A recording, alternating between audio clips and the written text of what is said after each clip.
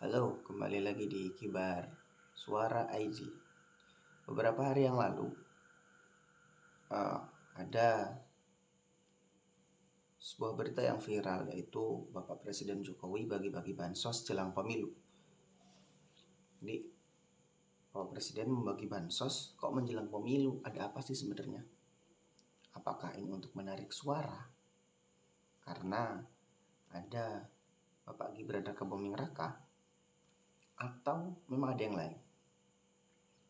Yang kita ketahui adalah bansos itu pada dasarnya memang sudah disetujui oleh DPR RI. Ini sudah ditanggapi oleh Ibu Sri Mulyani sebagai Menteri Keuangan. Beliau buka suara dalam hal ini, buka suara soal Presiden Jokowi yang menebarkan bansos, bantuan sosial.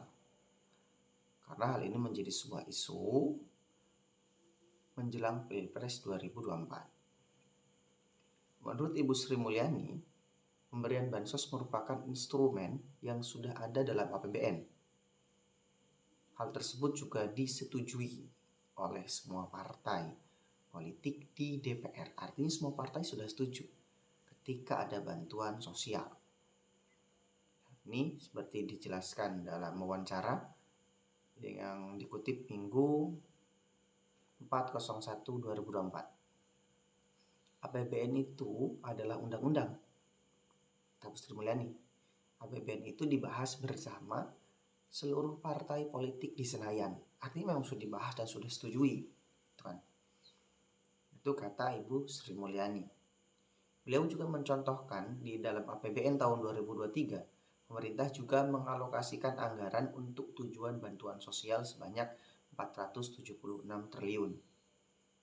Beliau mengatakan bansos yang dianggarkan tahun 2023 itu terdiri dari beberapa jenis, seperti melalui program Keluarga Harapan PKH dengan jumlah penerima 9,9 juta, kelompok penerima dan kartu sembako dengan jumlah 18,7 juta penerima.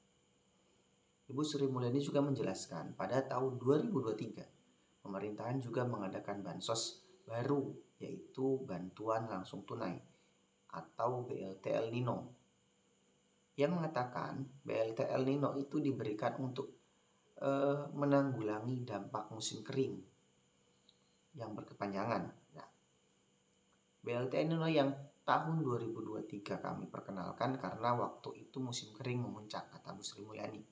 Meskipun sudah mulai hujan, muncul banjir, jadi musim tanamannya bergeser.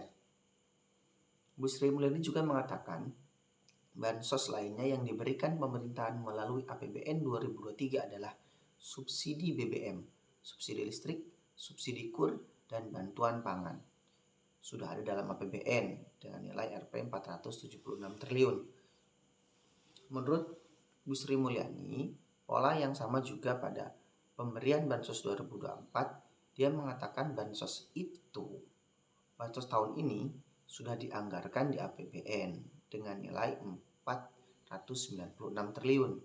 Jumlah itu bertambah sekitar 20 triliun dibandingkan tahun 2023. Anggaran bansos ini, kata beliau, juga ada dalam UU APBN yang disetujui oleh DPR.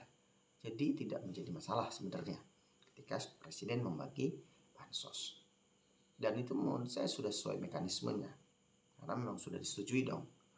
Jadi semua partai sudah setuju. Jadi tidak ada yang tidak setuju, karena Senayan sudah setuju semua. Jadi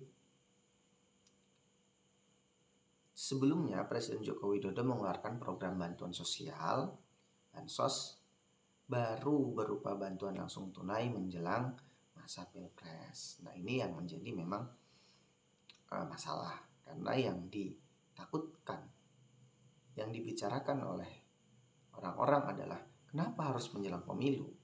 Apakah untuk mencari suara dan berkampanye? Menurut saya tidak. Karena memang pertama bansos sudah disetujui oleh DPR dan mekanisme pembagiannya ya silakan dilakukan. Ya jika memungkinkan dibagi sekarang, ya kenapa tidak? Jadi menurut saya tidak ada hubungannya dengan Pilpres. Ya walaupun memang anaknya beliau adalah Mas Gibran itu mengikuti Pilpres. Tapi ya sah-sah saja ketika pembagian bansos dilakukan. Karena memang bansos kan diberikan kepada masyarakat. Itu.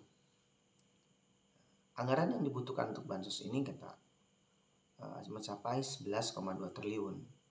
Akan ada 18 juta orang yang akan menerima bansos sebanyak 600. Jadi memang yang mendapatkan bansos itu ada 600.000. Ya, maaf, ada sebanyak 18,8 juta orang yang akan menerima.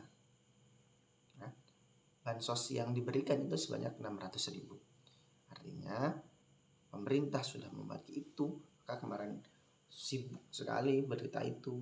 Kenapa menjelang Pilpres kok dibagikan? Ya, sah-sah saja. Kemudian ada video-video yang sedang membagikan di jalanan. Nah, itu pun perlu difahami bahwa video itu video yang memang dilakukan pada tahun 2023, bukan di tahun 2024 atau menjelang pemilu ini. Tapi memang bansos ini akan dibagikan menjelang Pilpres. Seperti itu. Ya, terserah rakyat yang menilai seperti apa. Jika menurut itu jelek, ya lakukan pemrotesan. Jika dinilai baik, sudah, maka kita objektif nilai saja baik. Itu berita yang saya baca, dan informasi itu saya juga mengambil dari sumbernya. Jadi untuk kawan-kawan, ketika ada berita apapun itu, maka carilah sumber yang memang dapat dipercaya. Terima kasih.